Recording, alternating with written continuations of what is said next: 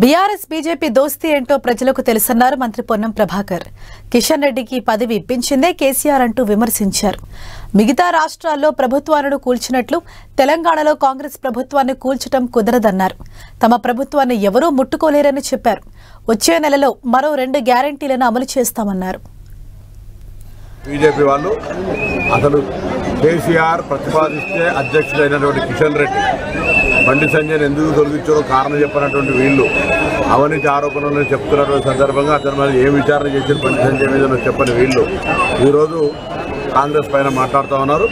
ముందుగా మీరు టీఆర్ఎస్ పార్టీకి సంబంధించినటువంటి స్పష్టత అంటే ఉన్నటువంటి అపోహ కేసీఆర్ అనేటువంటి వ్యక్తి కిషన్ రెడ్డిని అధ్యక్షుడు అపాయింట్ చేసుకోవడం అనేటువంటి దానికి కాదు అనడానికి మీ దగ్గర దేశంలో ఏ రాజకీయ పార్టీ అయినా కేసీఆర్ బీజేపీని విమర్శిస్తే జైలుకో ఈడీకో ఎన్ఫోర్స్మెంట్కో తప్పలే. ఒక్క కేసీఆర్ కుటుంబానికి తప్ప అది మీరు స్నేహితాన్ని చూపెడుతుందని చెప్తాను.